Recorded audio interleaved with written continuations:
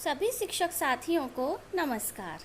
मैं वंदना अग्रवाल, बेसिक की शिक्षिका, अपने चैनल लेट्स स्टडी विद वंदना अग्रवाल में आप सभी का स्वागत करती हूँ। बेसिक शिक्षा विभाग द्वारा जारी 3 मॉड्यूल्स के बारे में आप सभी को जानकारी है, जो कि क्रमशः आधारशिला, ध्यान आकर्षण और शिक्षण संग्रह के नाम से प्रेषित किए गए हैं। इसमें से आधारशिला मॉड्यूल के बारे में मैं पहले 3 वीडियो में डिस्कस कर चुकी हूँ, जो आपको मेरे चैनल पर मिल जाएंगे। ध्यान आकर्षण के पार्ट 1 और पार्ट 2 का भी वीडियो मैं पहले ही बना चुकी हूँ। अब हम चर्चा करेंगे भाग 3 और भाग 4 के बारे में। तो भाग 1 में हमने देखा कि ध्यान आकर्षण मॉड्यूल की आवश्यकता क्यों है और हम इसको कैसे प्रयोग कर सकते हैं, जबकि भाग 2 में हमने लर्निंग गैप्स के बारे में और लर्निंग आउटकम्स के बारे में जानकारी प्राप्त की और साथ ही ये भी जाना कि बच्चों में लर्निंग आउटकम्स पूरी तरह से प्राप्त ना होने के क्या कारण हैं। अब हम देखेंगे कि जब बच्चे लर्निंग आउटकम को पूरी तरह से प्राप्त नहीं कर पा रहे हैं तो उसके लिए हम कुछ रणनीतियाँ और टेक्नोलॉजी यूज़ करके अपेक्षित लर्निंग आउटकम प्राप्त कर सकते हैं। तो कक्षा शिक्षण हेतु रणनीतियाँ और तकनीकों के बारे में हम इसमें चर्चा करेंगे। एक ऐसी कक्षा जहां अलग अलग अधिगम स्तर वाले बच्चे हैं, उसमें सामान्य रूप से शिक्षण करने से कोई विशेष लाभ नहीं होता। क्यों? क्योंकि बच्चे पहले कक्षा से और फिर बाद में विद्यालय से पूरी तरह कट जाते हैं, क्योंकि बच्चे विद्यालय से ड्रॉप आउट होने लगते हैं। तो ऐसी स्थिति में हमें क्या करना चाहिए? ऐसी स्थिति में हमें शिक्षण कार्य के पूर्व कुछ तैयारी करनी है। और वो तैयारी क्या है? सबसे पहले तो हमें ये पता होना चाहिए कि हमारे प्रत्येक बच्चे के अधिगम स्तर की कहाँ तक प्राप्ति हो पाई है, उसकी सूची हमारे पास होनी चाहिए कि किस बच्चे ने किस स्तर तक लर्निंग आउटकम को प्राप्त कर लिया है। उसके बाद हम उस अधिगम संप्राप्ति को ध्यान में रखते हुए बच्चों का समूह निर्धारण कर सकते हैं। मीन्स जिन बच्चों को जिस लर्निंग आउटकम की प्राप्ति हो गई है उनको अलग समूह बनाकर रख सकते हैं, और जिनको अभी कुछ लर्निंग आउटकम की प्राप्ति नहीं हुई है उनके लिए हम अलग समूह का निर्धारण कर सकते हैं। तीसरी जो हम तैयारी करेंगे वो होगी लर्निंग आउटकम की सूची, यानी कि हमें एक सूची बनानी है जिसमें लिखा होगा कि बच्चों के लर्निंग आउटकम पर सीखने में अंतर के कारण, और यह सूची हम प्रत्येक विषय के लिए अलग अलग बनाएंगे। और फिर हम समय सारणी बनाएंगे, जैसे कि ध्यानाकर्षण शिविर के लिए हम सत्र के प्रारंभ में बच्चों का चयन करेंगे और उसके लिए 50 दिनों की समय सारणी जो कि इसी मॉड्यूल में दी गई है, हम उसका पालन करते हुए 50 दिनों में चिन्हित लर्निंग आउटकम पर ध्यान आकर्षण तकनीक द्वारा ही कार्य करेंगे।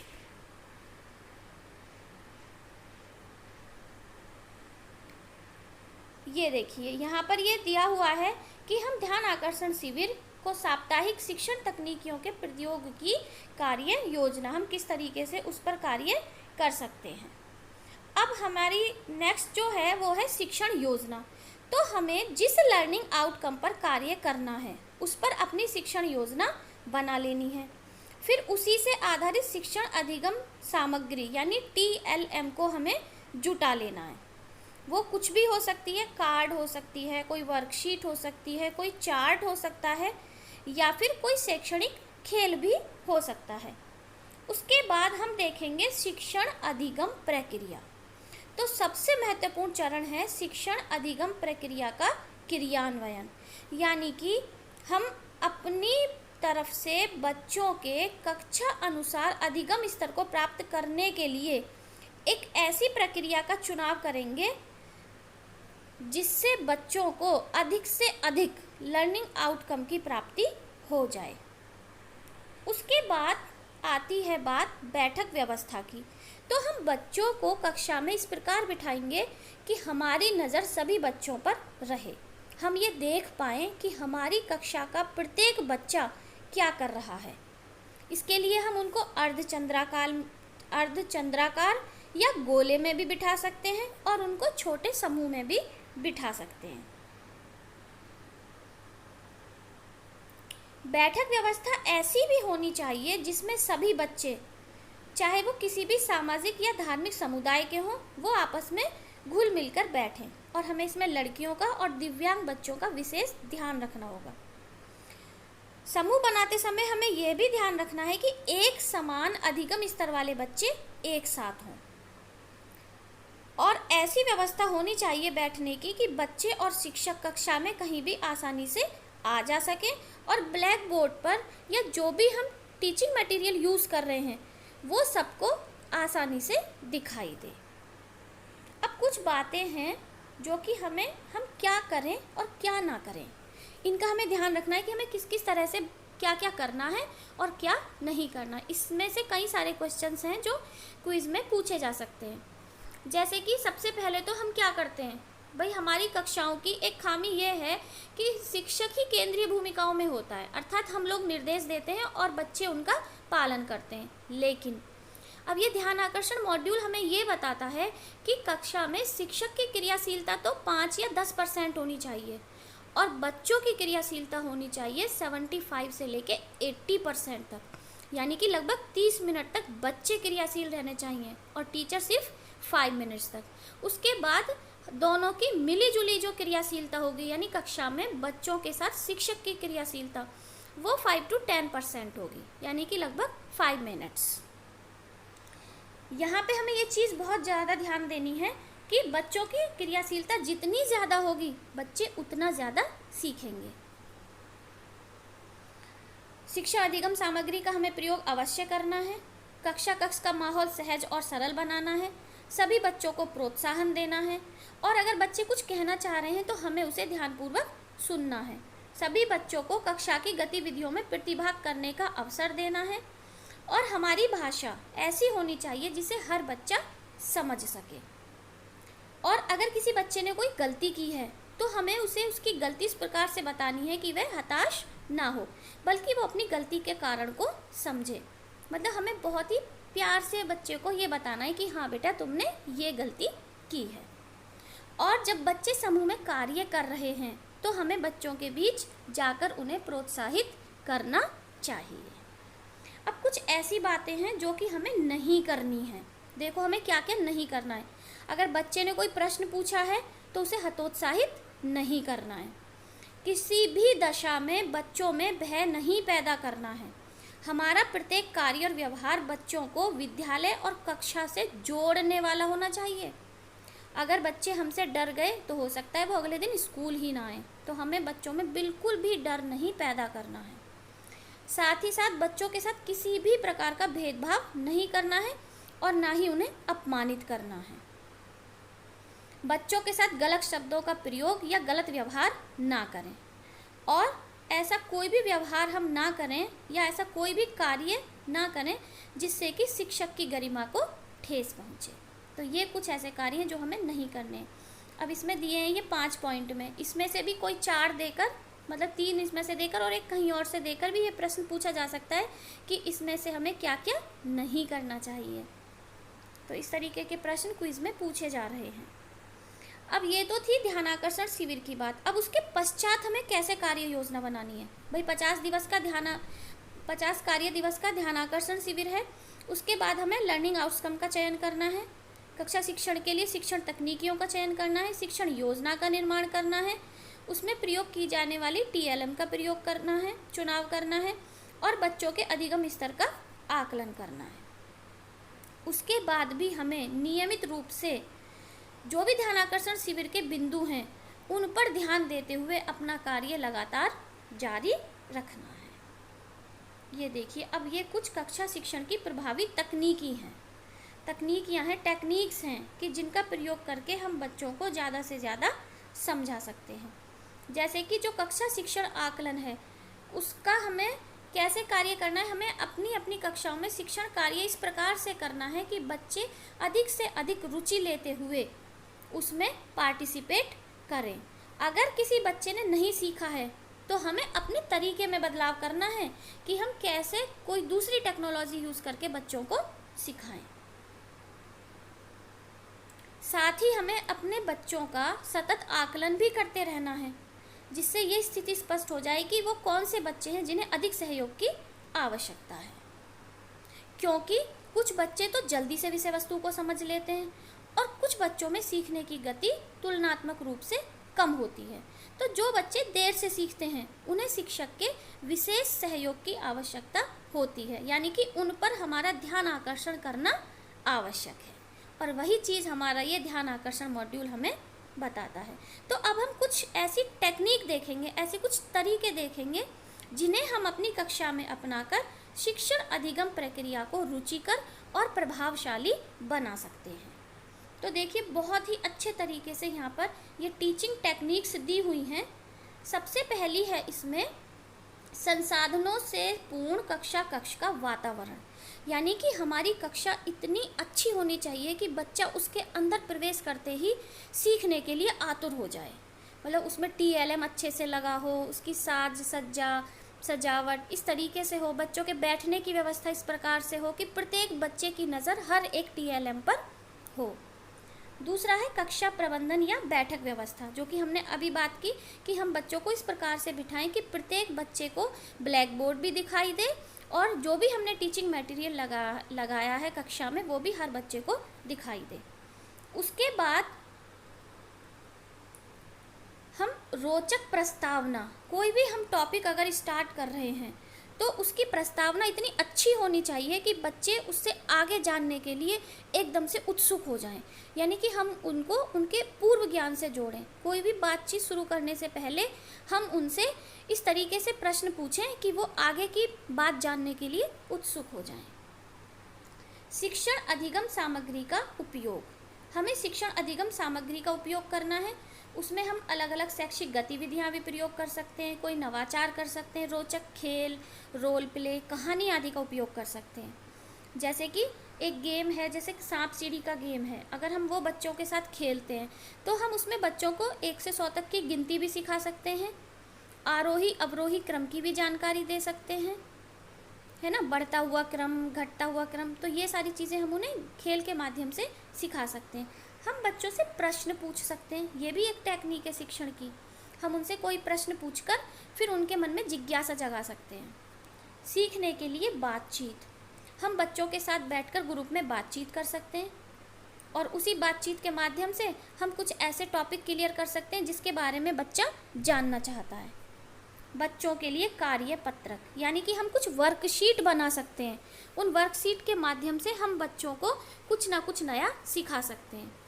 और सभी को शामिल करना, भाई हम कोई भी टेक्नोलॉजी अपनाएं, कोई भी टेक्निक अपनाएं, कोई भी कार्य करें, सबसे ज़रूरी है कि उसमें पूरी कक्षा का शामिल होना, सारी कक्षा उसमें पार्टिसिपेट करे। कोई बच्चा ऐसा ना हो जो कि उसमें पार्टिसिपेट ना करे, ये हमें विशेष रूप से ध्यान रखना है। समूह कार्य, हमें बच्चों को छोटे छोटे ग्रुप बना के उसमें कार्य कराना है, जिससे कि बच्चे उस कार्य को भी कर पाएँ और वो समूह में कार्य करने की महत्ता को भी समझ जाएं। जोड़ी में कार्य, हम कुछ ऐसे कार्य करवा सकते हैं जो कि जोड़ी में ही हो सकते हैं। इसमें हम समान अधिगम वाले बच्चों की भी जोड़ी बना सकते हैं और एक अच्छा बच्चा और एक थोड़ा कमज़ोर बच्चे की भी जोड़ी बना सकते हैं, ताकि वो दोनों ही एक दूसरे से कुछ ना कुछ सीखें, एक बच्चा कुछ सिखा सके और दूसरा कुछ सीख सके। परिवेशीय संसाधनों का उपयोग, ये देखिए, परिवेशीय संसाधनों का उपयोग करके हम बच्चों को बहुत कुछ सिखा सकते हैं, क्योंकि हमारे जो विद्यालय हैं वो अधिकतर ग्रामीण परिवेश में हैं और वहाँ पर बच्चे खेती से जैसे परिचित होते हैं। कुम्हार है, कुम्हार मिट्टी के बर्तन कैसे बनाता है, या कहीं पर कोई साड़ी बुनने का कार्य होता है किसी गांव में, या कोलू पर गुड़ बनाने का कार्य होता है। तो हम ऐसे परिवेशीय संसाधनों का उपयोग करके भी बच्चों को बहुत कुछ सिखा सकते हैं। अभ्यास के अवसर देना, बच्चों को हमने जो भी कुछ सिखाया है उसको ज़्यादा से ज़्यादा रिवीजन करने का मौका दें।